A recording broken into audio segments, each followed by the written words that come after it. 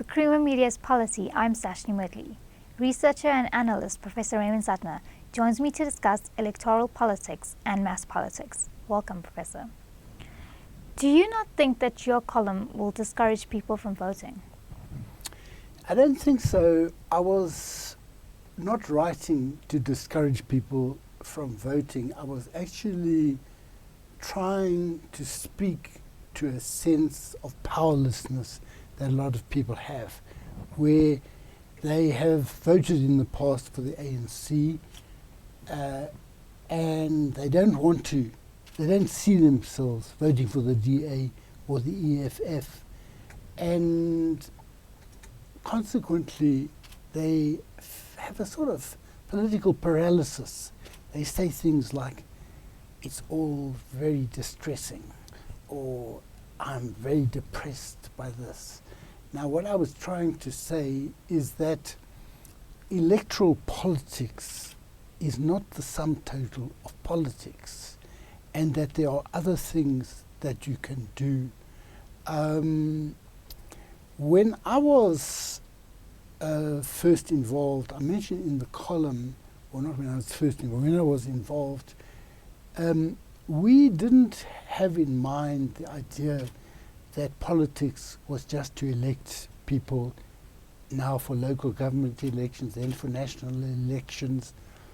There was an idea of branches of the ANC, but there was also, from the 1980s, the idea that people got involved in politics in a number of different ways. For example, you have a scooter drivers union in COSATU.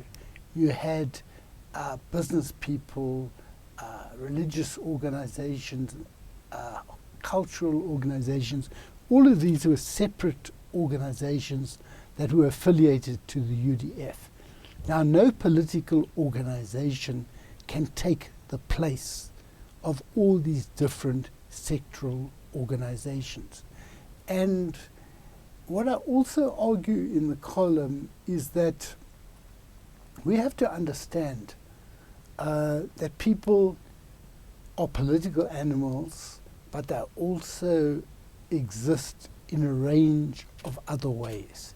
Now, a lot of people don't like the word pluralism, but I think pluralism is useful in suggesting that there are a number of interests that deserve representation. And the way people may want to represent themselves may be on their own, but it may be in an organization.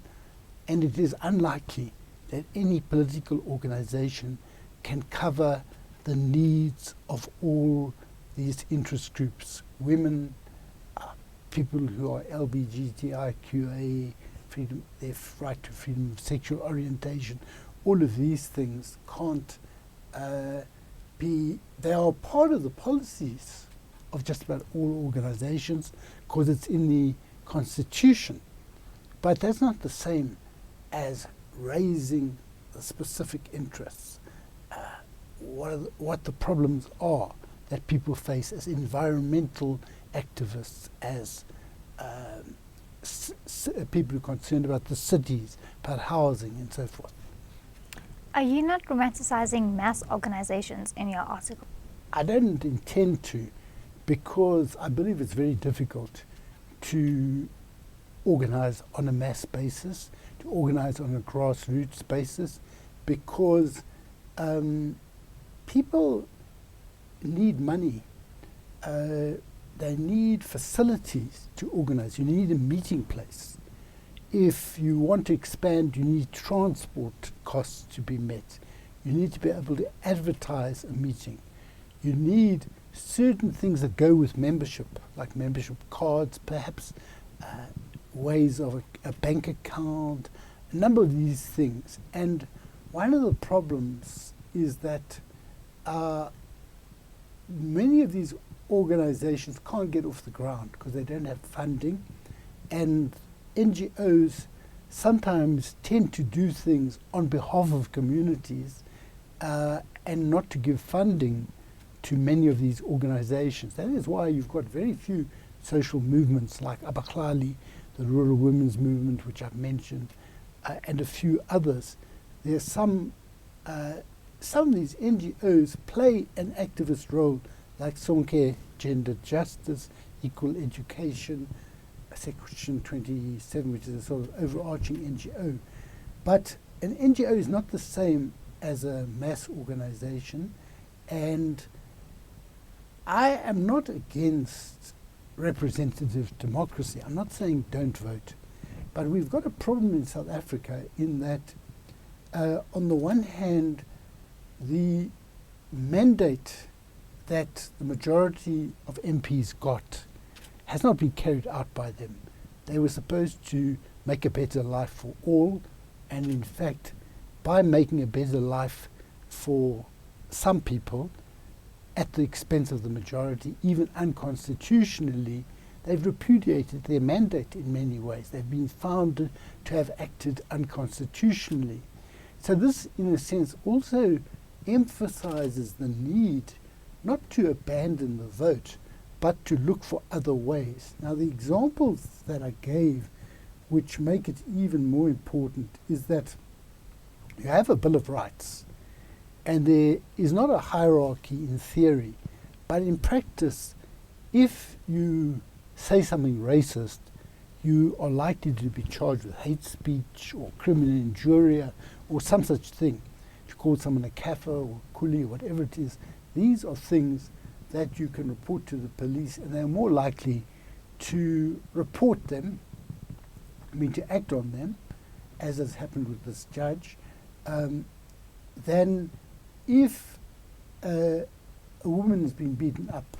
What happens when a woman has been beaten up or raped? We know it's incredibly humiliating experiences referred to as secondary victimization, where unsympathetic police, they don't have these rape kits, they don't have a lot of these things. Also, there's a tendency to treat marital rape as not being rape. In other words, it's a matter in the family, and even though they're supposed to prosecute it, they tend to say this is a family matter. Now, with people who are lesbian, bisexual, gay, transgender, and whatever, and the list keeps on adding QIA, etc. So it's hard to keep up to date. But the reality is that patriarchy treats heterosexuality, men and women getting married, as the only natural form of sexuality and sexual relationship. That's why someone like Adrienne Rich and someone before her wrote an article called Compulsory Heterosexuality. So it's not viewed as natural, even though it's in the Constitution. It's not viewed as natural probably by most South Africans if they were to have a referendum on that alone. And the result is that there's murders which don't get prosecuted. But also, if you report these things, there are accounts of how doctors and social workers have actually outed these people as gay, lesbian, whatever, in communities, and they've endangered them. And consequently, we've got to understand, when we say build organization, for people who are LGBTIQA, to build an organization means you must be visible. And they may have to be invisible because of the dangers in their community. So that building mass organization, far from being romantic, is actually very complex. But I believe that insofar as some rights are not adequately defended, it's because there's not a constituency behind them. And those who are not part of those who are vulnerable should also help in the organization of the defense, or even be in the forefront of the defense, insofar as some of them don't want to be visible. So that was the object of my article, was really to try to say, let's not get fixated on elections, but let's not deny the value of elections. Now, if elections are not achieving adequate defense of or advancing of certain rights or needs, then let's go back and try and organize people on these other bases as well. Thank you for speaking with us, Professor. Thank you. That was Professor Raymond Suttner speaking to Creamer Media's Polity about electoral politics and mass politics.